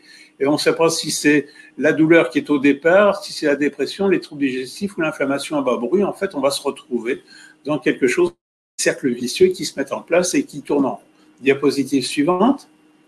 Donc, on avait fait avec le docteur Brunet une hypothèse il y a déjà de nombreuses années, en sachant que le syndrome de fatigue chronique et la fibromyalgie, parce qu'on ne faisait pas trop la différence de manière importante chez les patients qui se présentaient avec l'une ou l'autre ou les deux pathologies, et on retrouvait donc des causes multifactorielles, le stress, l'anxiété, les troubles métaboliques, l'hypoxie, l'anaérobie, les anomalies, l'allergie qui était fréquente. Donc ça, c'était des causes qu'on retrouve assez fréquemment, mais qui ne sont pas du tout spécifiques de l'une et l'autre. Et puis on s'était posé la question du rôle d'antigènes microbiens, parce que le syndrome de fatigue chronique ressemble quand même beaucoup à ce qu'on appelait autrefois la brucellose chronique, qu'on ne connaît plus depuis de nombreuses années, parce que la brucellose n'existe plus en France, c'était la fièvre de Crimée, la fièvre de Malte. Il y a une homologie aussi avec la maladie de Lyme, dont on parle aussi beaucoup maintenant, mais dont on avait déjà une certaine idée il y a une vingtaine d'années. Chez ces patients, il y a des pharyngites qui sont fréquents, donc il se passe quand même quelque chose au niveau de la sphère ORL, au niveau de la gorge. Et puis, ce qu'avait trouvé le docteur Brunet, c'est qu'il y avait une exacerbation de tous les symptômes quand il faisait un test sur la peau, soit avec des champignons comme le Candida albicans, soit avec du staphylocoque doré. Et donc, avec le Candida albicans, c'était plus de 57% des patients qui avaient une réaction anormale. Et donc, on a fait à ce moment-là, on a posé une hypothèse immunologique, donc une hypersensibilité, donc retardée. Alors, l'hypersensibilité pour un immunologiste, c'est des cellules, c'est des lymphocytes T, c'est pas les anticorps comme les IgE. Et donc, c'était lié soit des hypersensibilités à Candida albicans ou au staphylocoque doré. Ce qui nous permettait de dire qu'il y avait une relation, c'est que lorsqu'on faisait un test sur la peau, ça induisait chez les patients une augmentation de la fatigue. Donc, il y avait bien une relation de cause à effet, ça c'est important. Et souvent, chez ces patients, il y avait en fait un épisode initial, une infection virale, mononucléose infectieuse ou autre, et qui entraînait chez ces patients à distance une hypersensibilité à des antigènes qui étaient présents au moment de l'infection initiale. On a tous du Candida, on a tous du staphylocoque doré, mais normalement, on tolère ces agents infectieux sans faire de réaction anormale. Et chez les patients qui continuent à avoir de la fatigue, en fait, ces antigènes stimulent leurs lymphocytes, ils fabriquent des cytokines, et ces cytokines sont responsables de la fatigue, de troubles du sommeil, des douleurs de dépression, comme je vous en ai parlé tout à l'heure quand on a vu l'interféron. La diapositive suivante. Alors, comment est-ce qu'on a, dans un premier temps, on a essayé de voir si, quand on faisait un test cutané, bon, pour l'instant, les gens nous disaient simplement qu'ils s'étaient plus fatigués. C'était pas très objectif, et donc on a regardé dans un premier temps, on a regardé une substance qu'on trouve dans les urines, qui s'appelle la néoptérine, qui est un reflet en fait de l'activation de l'interféron sur les macrophages. Quand on regardait les gens qui faisaient une réaction à distance de ceux qui ne faisaient pas de réaction de distance, en niveau de base, ils sécrétaient exactement la même quantité de néoptérine. Par contre, quand on regardait la néoptérine au bout de 48 heures, au moment où ils avaient cette réaction systémique, on s'apercevait que les patients qui faisaient une réaction systémique, ceux qui sont marqués RS+, en fait, avaient une augmentation beaucoup plus importante de la néoptérine de base que ceux qui n'avaient pas de réaction. Et donc, on avait bien quelque chose qui nous permettait de visualiser que cette réaction systémique n'était pas uniquement dans la tête des gens, mais pouvait se traduire par une augmentation de l'excrétion dans les urines de cette substance qu'on appelle la néoptérine. La diapositive suivante vous montre ce que j'avais fait, moi, au niveau du laboratoire d'immunologie, quand j'avais un cytomètre en flux. On a regardé l'activation des lymphocytes avec des antigènes, les mêmes antigènes qu'on testait sur la peau. On mettait simplement les globules blancs des patients en culture, en présence de ces antigènes, et on regardait leur activation. Alors, ceux qui sont en bleu, c'était les témoins, et on s'apercevait que les antigènes Candida albicans ou staphylocoque doré n'augmentaient pas le pourcentage de cellules qui étaient affectées, alors que ceux qui étaient soit en SFC, en vert, soit qui n'avaient pas tous les critères de SFC, mais qui avaient de la fatigue chronique, avaient une augmentation, en fait, de leur réponse vis-à-vis du Candida albicans ou doré. Et en gros, on avait une activation quand on faisait le bilan. Oui, vous pouvez passer là. Sur la première série, mais on a retrouvé exactement la même chose plus tard. Quand on regardait sur 500 patients, il y en avait, vous voyez, 56,6%, 57% qui avaient une réaction à Candida albicans et il y en avait 48% qui réagissaient au staphylocoque doré, à l'un ou à l'autre. Ça fait pratiquement 2/3, 68% des patients qui réagissaient à l'un ou à l'autre ou aux deux chaque fois. Et quand on a sur la grosse étude de 700 patients, on retrouve exactement la même chose. On va passer rapidement. Donc, il y a une grosse réaction au Candida albicans staphylocoque.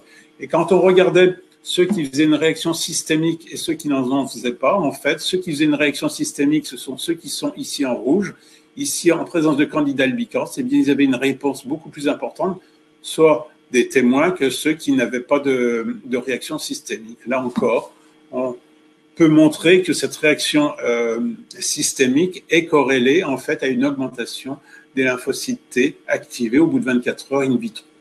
Sur la diapositive suivante, est-ce que c'est une maladie imaginaire? Ben, en fait, elle est imaginaire dans la mesure où c'est une image anormale de la douleur, hein, parce que là où les gens ont mal, en fait, il n'y a pas d'anomalie majeure, c'est simplement dans la transmission du signal qui est anormale. Hein, donc, on a une image anormale, on ressent une douleur.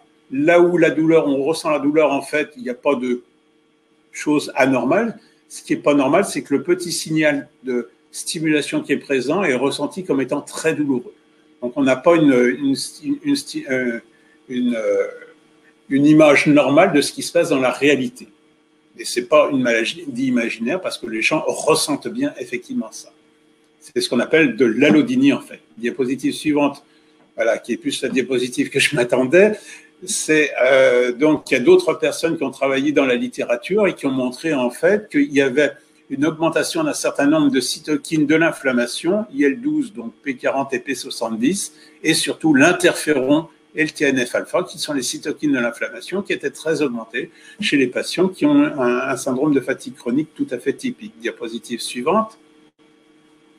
Donc, on est dans un système où on a une stimulation initiale qui stimule le système immunitaire, qui entraîne une réaction anormale à des antigènes qu'on a tous, Candida albicans ou staphylocoque doré, et on a une persistance de cette hyperréactivité alors que l'événement initial a guéri. Ça va entraîner une production de cytokines, ce qui va être responsable de douleurs et de fatigue chronique et de troubles digestifs. Diapositive suivante. Là, c'était juste pour vous montrer, je vais y aller très rapidement parce que donc c'est très compliqué. On retrouve simplement la hénosynthase inductible et l'indolamine dioxygénase, les deux enzymes qui sont augmentées par l'interféron en plein milieu et qui vont expliquer en fait pourquoi les gens ont à la fois moins de tryptophane qui sera dégradé, donc moins de sérotonine et de mélatonine, beaucoup plus d'acide quinolénique et qui va stimuler les récepteurs NMDA. À quoi tout cela est dû? Et donc sur la diapositive suivante, j'ai simplement rajouté que tout cela est dû en fait à ce qu'on appelle la dysbiose. La dysbiose, on ne devrait pas avoir de candida ou de staphylocoque au niveau du nez ou de la bouche ou du tube digestif. Et en fait, c'est cette dysbiose, ce déséquilibre de la flore normale qui va stimuler nos lymphocytes au niveau du tube digestif où on a à peu près 80% de nos lymphocytes. Diapositive suivante. On suis arrivé en fait à ce schéma pour expliquer le syndrome de fatigue chronique ou la fibromyalgie. En fait, donc, la colopathie fonctionnelle est liée à une dysbiose. Alors, ça se traduit en général par une augmentation de la perméabilité intestinale et une intolérance alimentaire. Et surtout, cette dysbiose entraîne une hyperréactivité lymphocytaire. Cette hyperréactivité lymphocytaire va produire des cytokines qui seront responsables au niveau du cerveau de douleurs de fatigue, de troubles neurocognitifs et de troubles du sommeil, et de phénomènes d'anxiété et de dépression qui sont eux-mêmes capables d'induire les problèmes de colopathie fonctionnelle. On va se retrouver en fait dans un cercle vicieux avec les cytokines ici. Bon, c'est ce que je connais, c'est le système immunitaire donc qui est au centre pour moi, mais on va se retrouver en fait dans un cercle vicieux. Diapositive suivante. Voilà, en fait, on a trois grands systèmes qui sont très interdépendants. Hein. Le système nerveux central qui produit des neuromédiateurs, le système digestif, le microbiote qui est donc à l'interface entre le système digestif et le système immunitaire, hein, c'est toutes les bactéries, et qui produit des cytokines. Diapositive suivante. En fait, tout ça est très dépendant et quand on va avoir un excès d'interféron, on va avoir une augmentation de la sensibilité au stress. Dès qu'il va y avoir du stress, ça va modifier le système digestif, ça va entraîner une dysbiose et on va se retrouver dans un cercle vicieux. Diapositive suivante. Et tout ça va être responsable, en fait, au niveau du système nerveux central, de fatigue, de stress, de burn-out, de syndrome grippaux. Au niveau de l'intestin, ça va entraîner donc des infections gastro-entériques, tout ce qui est alimentaire, des troubles de l'alimentation, un côlon irritable, les maladies inflammatoires de l'intestin dans certains cas, des anomalies aussi du cycle hormonal. Ça répond un peu à une question aussi de quelqu'un qui, au moment du cycle hormonal, on a moins de lactobacilles et de bifidobactéries qui font que juste avant les règles et au moment d'ailleurs de la ménopause, ayant moins de lactobacilles et ce qui va stimuler encore plus le système immunitaire.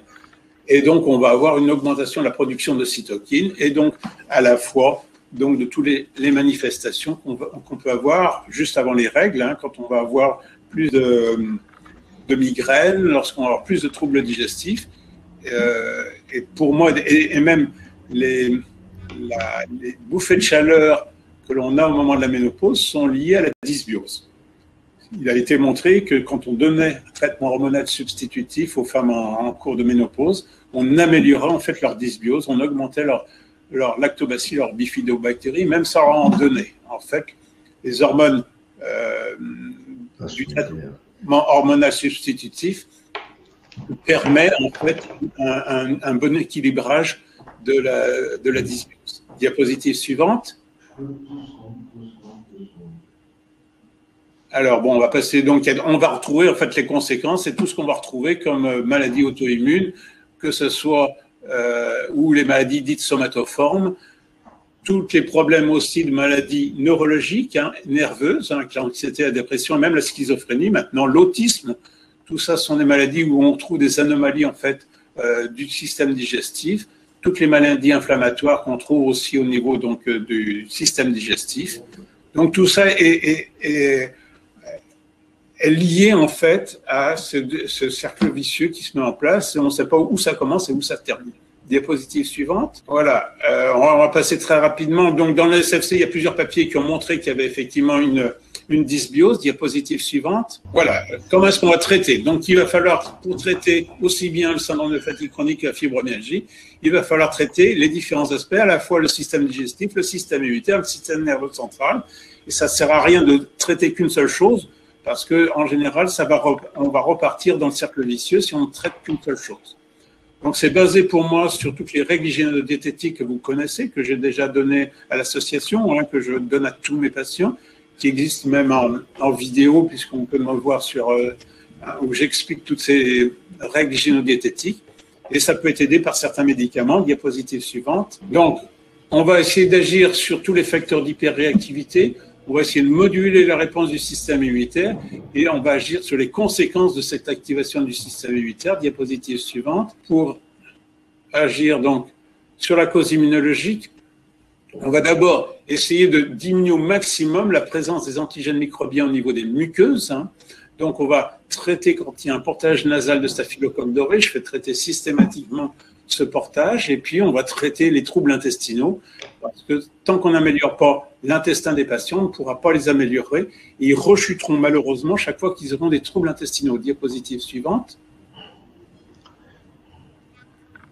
Donc, pour agir sur les facteurs d'hyperactivité lymphocytaire, donc on traite, je vous ai dit, tout ce qui contient du staphylocoque doré. Il faut bien traiter les dents aussi, quand il y a des sinusites chroniques, voire des infections du poumon, hein, et le nez.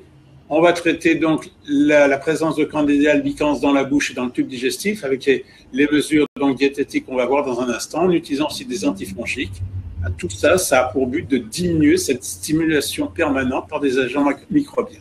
Diapositive suivante. Donc, les règles diététiques, on va éviter d'apporter des levures vivantes, tout ce qui contient des levures qui sont encore présentes. On va éviter de nourrir celles qui sont présentes avec du sucre et toutes les hydrates de carbone du blé. Donc, le blé, c'est le froment, l'épeautre et le camut. Et on va apporter les bonnes bactéries, les probiotiques. Diapositive suivante. Donc, pour éviter d'apporter des levures, on va éviter tous les dérivés laitiers non stérilisés. Le lait, le beurre qui sont ouverts depuis 24 heures à éviter complètement. On évitera toujours aussi tous les fromages qui sont fermentés avec des levures, comme les bleus, comme le camembert aussi, ou le brie, qui sont faits avec des levures. On va éviter tous les fruits et les légumes dès qu'ils sont un peu trop mûrs, hein, abîmés, les tomates trop mûres, les melons, tous les fruits séchés, les raisins, les dattes, les figues. Il y a que le pruneau qui ne pose pas trop de problème parce qu'il est séché au four. Les bananes trop mûres, tout ce qui est charcuterie froide à éviter parce que dès que c'est au contact avec l'air extérieur, ça peut faire pousser des levures. On va éviter tous les médicaments qui contiennent des levures, ultra-levures et carbo-levures. Il y a le solacil aussi qui en contient, hein, ainsi que donc les compléments alimentaires où il y a la levure de bière, soit en paillettes qu'on met dans la salade, soit en gélule pour la chute des cheveux. Et on va éviter aussi de consommer tout ce qui a été traîné, tout ce qui a été entamé, qui a été stocké au réfrigérateur, parce que ça pousse dans le réfrigérateur. Hein, il faut utiliser beaucoup plus le congélateur que le frigidaire si on veut éviter donc que les levures se multiplient à plus 4 au réfrigérateur. Diapositive suivante. On va éviter de les nourrir, ces levures qui ont déjà pris le pouvoir. En fait, elles ont souvent bien pris le pouvoir dans la bouche et dans le tube digestif des patients, dans la sphère gynécologique aussi. Donc, on va éviter tous les aliments qui sont riches en sucre, sucre blanc, sucre roux, tous les sucres, tout ce qui remplace le sucre en dehors de la stevia ou du miel sont à éviter. Et puis, on va éviter tout ce qui contient du blé, pâte, pain, pizza, pâtisserie, couscous, boulgour. Hein, tout ce qui contient le blé, c'est le froment, l'épeautre et le camut. On évitera donc les pâtisseries, tout ce qui est boissons sucrées, soda, jus de fruits non pressés. On peut prendre un fruit bien sain qu'on vient de presser, ça, il n'y a pas de problème. Par contre, tout ce qui est jus de fruits en bouteille, non. Même les purs jus de fruits en bouteille, il n'y a plus d'antifongiques dedans. Et puis, on évitera bien sûr aspartame et glutamate. Hein. On va trouver dans les sucrètes, les édulcorants, les soda light, hein, certains médicaments, parce que ça va ouvrir un peu plus le récepteur NMDA dont je vous ai parlé tout à l'heure. Le récepteur NMDA, en fait, c'est le récepteur au glutamate, et donc qui est très sensible à la présence de l'aspartame et du glutamate. Diapositive suivante. Donc, j'aime bien dire quand même que ce n'est pas un régime sans gluten. Les patients peuvent tout à fait prendre du seigle, de l'orge et de l'avoine, sauf s'il y a une intolérance particulière, mais ce n'est pas une maladie cœliaque et il n'y a pas d'interdiction à prendre ces autres farines. Par contre, il faut se méfier, par exemple, avec le seigle. Souvent, dans les pains de seigle, il y a 30% de farine de blé parce que ça ne lève pas. Comme ça ne nourrit pas les levures très facilement, souvent, les boulangers sont obligés de rajouter de la farine de blé pour faire du pain de seigle. Donc, il faut éviter donc les sucres cachés du blé, donc je le répète. Le gluten, c'est une protéine, il n'y a pas d'intolérance chez les patients, alors hein, c'est plutôt les sucres cachés qui nourrissent les levures. Et puis la dernière chose, il faut faire attention à la présence de sucre dans les aliments dits sans gluten. Hein. Il y a tout un tas d'aliments qui sont vendus pour être sans gluten. En fait, ils sont souvent richement sucrés, et donc ça, c'est très mauvais pour les levures que les patients ont dans le ventre. Donc attention aux aliments sans gluten. Diapositive suivante. Et il faut apporter des bonnes bactéries, des probiotiques. Alors, les yaourts, nature ou bio, hein, en changeant de marque, parce qu'il n'y a qu'une seule souche de probiotiques dans un yaourt, il faut donc plutôt changer un petit peu de marque pour essayer d'avoir une souche qui n'a que 5% de chance d'être efficace pour une personne donnée. Il faut plutôt en prendre plusieurs. Autrefois, je conseillais le kéfir, je l'ai rayé maintenant parce que dans le kéfir, il y a du candida kéfir. Il y a beaucoup de gens qui font des réactions croisées entre le candida kéfir et le candida albicans. Donc, méfiance avec le kéfir, qu'il soit du kéfir d'eau ou du kéfir de lait. Et puis, il y a tous les probiotiques qu'on trouve dans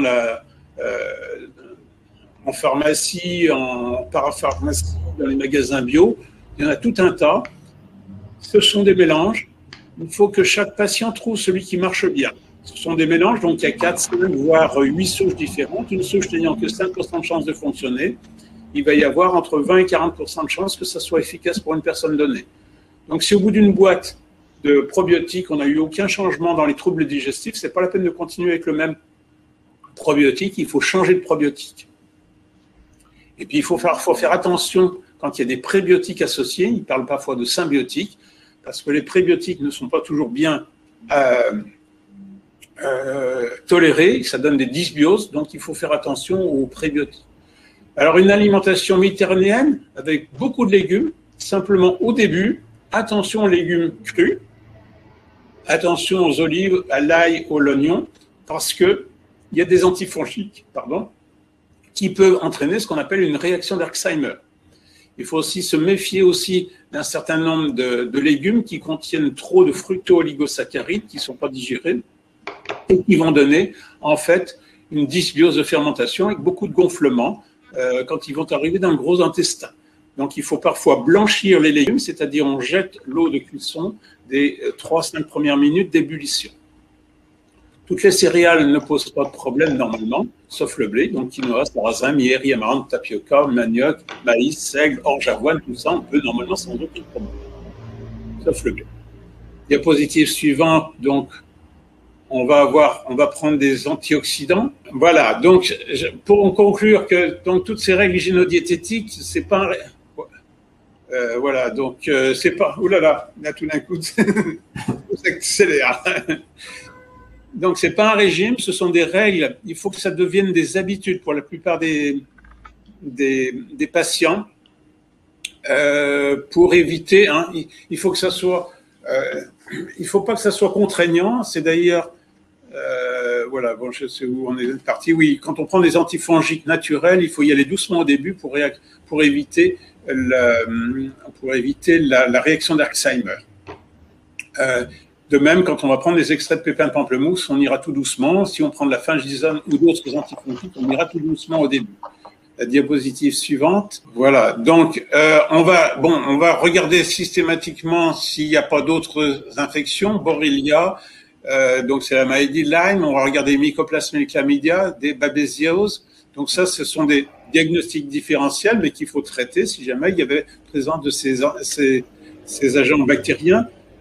L'importance quand même, si on ne traite que si on a vraiment la certitude qu'il y a une présence, pour ne pas donner des antibiotiques à tout va. Hein. Il faut se méfier des personnes qui veulent traiter la borréliose chronique, la maladie de Lyme, pendant des années, pendant des mois, voire des années d'antibiotiques. C'est une catastrophe au niveau du microbiote intestinal. Et moi, je vois souvent des gens qui arrivent, qui ont eu 1 an, 2 ans de traitement et qui sont encore plus mal après, parce que malheureusement, on a complètement détruit leur flore normale et qu'on aura beaucoup de mal à remettre une flore subnormale. Donc, pour tous ces agents-là, il faut vraiment avoir un diagnostic de certitude et sûrement pas d'antibiothérapie prolongée. Pour la borréliose, 3 semaines, normalement, ne font pas moins bien que 6 mois de traitement. Diapositive suivante. L'immunomodulation, donc c'est la vaccination anti-staphylococcique qui avait été faite, mais qu'on ne trouve plus. Donc, c'était simplement pour dire que ça a été fait, que ça avait amélioré des gens qui avaient la fibromyalgie. C'était un article de 2002. On a fait un essai, nous, avec le docteur Brunet, avec des hautes dilutions de candidats de staphylocoque, et c'est comme ça que je traite actuellement les patients pour diminuer leur réponse d'hyperréactivité lymphocytaire. Et puis, il y a la silimarine, c'est le chardon-marie, qu'on trouve dans un médicament qui s'appelle le Légalon, qui diminue la production d'interférons et qui améliore un peu plus la santé des patients. Diapositive suivante. Voilà. Alors, on va s'occuper aussi du système immunitaire. Donc, on va augmenter les capacités antioxydantes. Il faut bien prendre la vitamine C chez les patients. J'insiste aussi beaucoup actuellement sur la vitamine D pour plusieurs raisons. D'abord parce que c'est un immunorégulateur, ça augmente les lymphocytes T régulateurs. Et d'autre part, actuellement avec le Covid, il faut prendre beaucoup de vitamine D. On est souvent en carence et on s'aperçoit que les gens qui ont un taux normal de vitamine D font des formes moins graves du Covid. On va traiter le sommeil, bien évidemment, en évitant les médicaments endormisseurs. Il faut éviter toutes les benzodiazépines parce que ça, on s'aperçoit que ce sont des médicaments qui entraînent une accoutumance. On a beaucoup de mal à s'en sevrer et en plus, ça détruit progressivement le système nerveux central. Actuellement, on suppose que les augmentations de maladies d'Alzheimer sont liées à l'utilisation trop massive de benzodiazépines. Donc, s'il y a vraiment des troubles du sommeil importants, il faudra voir un spécialiste du sommeil. Diapositive suivante. Voilà, on va demander de traiter l'anxiété. On va passer il y a différentes techniques, là aussi, il faut traiter.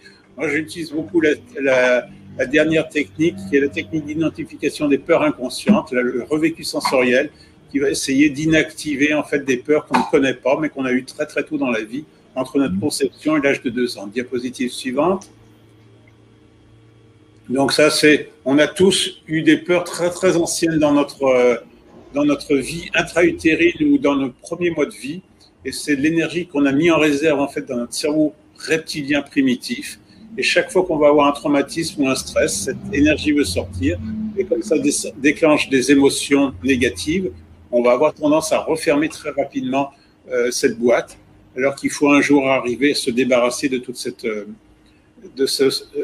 énergie qui est en surplus. On va traiter la dépression, effectivement, quand elle est importante, hein, mais en allant très doucement en général chez les patients qui ont un syndrome de fatigue chronique, parce qu'en fait, les antidépresseurs aggravent très souvent les gens. Il faut diviser les doses par 5 ou 10 pour ne pas avoir d'effets secondaires trop importants. Et puis, on va beaucoup plus utiliser les thérapies cognitivo-comportementales qui sont plus efficaces et qui n'ont pas d'effets secondaires. Traiter la fatigue, alors il faut savoir se reposer avec modération. Hein, c'est l'équilibre qui est difficile entre le repos et le maintien d'une activité physique musculaire pour garder la masse musculaire. Hein, je dis toujours, attention, 3 jours de lit, c'est 3 mois d'entraînement perdu. Donc, il faut adapter ses activités physiques aux possibilités du jour sans dépasser ses capacités pour ne pas le payer pendant plusieurs jours. Donc, faire très attention, c'est le passing des anglo-saxons et je sais que l'association a fait une petite publication là-dessus. Il faut y aller doucement, mais sûrement. Les jours où on va moins bien, on en fait un peu moins. Les jours où on va un peu mieux, on n'en fait pas trop en plus. Un peu plus, mais pas trop, parce que sinon on va le payer. Donc là aussi, on y va très progressivement. Vous avez tout ça sur mes règles hygiéno-diététiques. On marche très, très progressivement sans dépasser ses capacités. Et ce que j'insiste beaucoup, quand on fait de la marche, on pense à sa respiration pour souffler à fond, pour bien oxygéner, pour travailler en aérobie et pas en anaérobie. Si je compte 3 en inspirant, il faut compter 5 à 6 en expirant. Diapositive suivante. Alors, les médicaments, oligo-éléments et vitamines. Alors, jusqu'à présent, si on a une bonne alimentation, il n'y en a pas besoin de trop. Là, je suis actuellement sur un essai, mais qui est un essai ouvert, avec un mélange qui améliore beaucoup la fonction des mitochondries, avec des vitamines B, avec du coenzyme Q10. Sur les premiers résultats que j'ai, apparemment, ce mélange permet d'améliorer 9 patients sur 14 qui m'ont répondu. On a pratiquement 70% de bonnes réponses avec ce mélange, avec des très très bonnes réponses et des réponses moins importantes, mais qui sont suffisantes pour que les gens en reprennent. La silimarine, le chardon-marie ou le légalon marchent dans 50% des cas et c'est quelque chose qui marche assez bien. Voilà, diapositive suivante. La douleur, bien entendu, alors c'est les centres antidouleurs, mais ils sont souvent un peu dépassés par... Alors attention à tout ce qui est neurolaxant, hein, parce qu'il y a une dépendance et qu'actuellement, c'est interdit. Certains antidépresseurs peuvent améliorer les fibromyalgies au début, mais c'est souvent décevant. La kétamine n'a d'intérêt que si on a une anesthésie générale, parce que ça permet de diminuer la douleur pendant 3 semaines. Le Rontin, l'Irica sont parfois efficaces, surtout dans la fibromyalgie. Il y a surtout la chaleur qui marche pas trop mal. Diapositive suivante. Voilà, la chaleur, bien se couvrir la nuit, parce que lorsque le corps se refroidit, souvent les douleurs reviennent et donc on va avoir des problèmes dans la nuit. Les bains chauds, le sauna sèche-cheveux après une douche, hein, on s'essuie bien pour éviter qu'il reste de l'humidité. Il y a beaucoup de gens qui utilisent la bouillotte ou le sac de noyaux de cerise qu'on passe au micro-ondes. Les cures thermales peuvent améliorer les gens avec la chaleur. Parfois, c'est le froid qui améliore les gens, c'est à peu près 5% des patients. Il y a l'électrostimulation avec le TENS, mais qui n'est pas toujours très bien supporté par tous les patients. Diapositive suivante. Traitement donc, des troubles neurocognitifs, donc c'est toutes les thérapies cognitivo-comportementales, et puis apprendre à gérer le stress. Donc toutes les techniques de type training autogène, yoga, sophro, tai chi, qigong, rire, relaxation, tout ça revient en fait à maîtriser le souffle, à apprendre à bien souffler à fond pour évacuer une partie de son stress. Diapositive suivante. Si jamais il y a des troubles respiratoires, des apnées du sommeil, il faut bien sûr les détecter et les prendre en charge. Et ça, c'est les spécialistes des troubles du sommeil qui vont mettre en place ce traitement-là, voire une pression positive nocturne. Diapositive suivante. Les antidépresseurs, il y a l'amitriptyline, c'est le Laroxyl qui peut améliorer un petit peu les douleurs et permettre un meilleur sommeil. Les antalgiques et les anti-inflammatoires marchent souvent mal. En plus, les anti-inflammatoires agissent sur le tube digestif, donc il faut faire attention parce que ça facilite les troubles digestifs. Les anxiolytiques, je vous ai déjà dit de faire très attention à tout ce qui est benzodiazépine, même aux zolpidem, zopiclone et à l'imémésine, parce que c'est des sédatifs et il y a des accoutumances.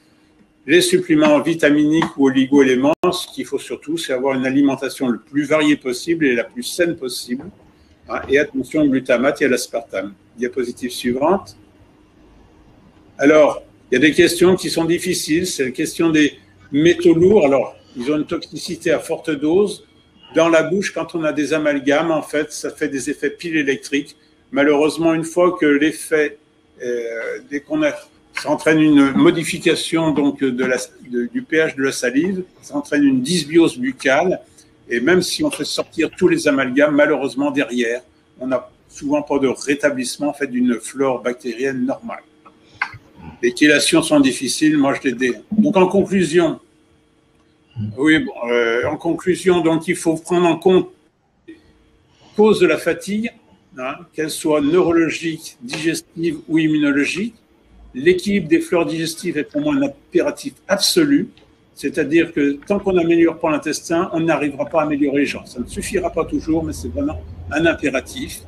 Donc pour ça, c'est les règles hygiéno-diététiques qui doivent devenir des habitudes et non un régime. Il ne faut pas que ça soit contraignant. Il faut se faire plaisir. C'est là où le livre d'une de mes patientes, Virginie Martin, sur la table des intolérants, est assez intéressant parce que ça permet, elle a 400 recettes sur son site. Il y en a 100 dans son livre qui permettent de manger très correctement en se faisant plaisir. Les recherches d'intolérance alimentaire, je ne les demande pratiquement plus. Quand on a bien traité l'intestin, qu'on a vu disparaître la dysbiose, les intolérances alimentaires en général disparaissent. Et puis, il faut insister aussi sur les techniques de gestion de l'anxiété pour arriver à moins souvent, enfin dès qu'on a du stress, on modifie sa flore intestinale et donc c'est important de bien gérer ce stress et cette anxiété. Diapositive suivante. Simplement pour dire que Florence Nightingale était donc une infirmière anglaise qui a été infirmière pendant la guerre de Crimée. Elle a cassé les pieds aux militaires anglais qui étaient là-bas et elle est revenue en fait de cette guerre de Crimée avec une fièvre chronique. C'est la fièvre de Crimée, la brucellose qui était là. Ça ne l'a pas empêché, bien qu'elle ait été très longtemps dans son lit, d'être la fondatrice de la première école des soins infirmiers en 1860, de telle sorte qu'elle est à la fois la patronne des infirmières, mais aussi la patronne donc, du syndrome de fatigue chronique et de la fibromyalgie. La diapositive suivante, c'est pour vous remercier tous de m'avoir écouté jusqu'au bout, pour ceux qui ont eu le courage d'aller jusque-là. Voilà. Je peux répondre aux questions s'il y a besoin. Là, je crois qu'on ne va pas pouvoir parce que c'est déjà très long. On peut passer en voilà. Merci docteur, c'était vraiment. Mais là, c'est 1h03, c'est le maximum que les gens peuvent supporter quand ils sont dans cet état. On vous remercie énormément. On souhaite un franc succès à votre livre parce qu'il le mérite. Et puis, on espère, s'il faut revenir peut-être sur quelques points, on reprendra contact et puis on essaiera de voir si on peut faire quelque chose. On vous remercie tous. Ça a été vraiment bon après-midi. Merci encore, docteur. C'était vraiment très, très intéressant. Et puis, à notre prochain webinaire, on va prendre des habitudes, on va prendre des tics, on va faire des webinaires. Allez, bonne fin d'après-midi. Au revoir et merci. Bonne fin d'après-midi. Au revoir. Bonne fin de journée, bon week-end à tous et toutes.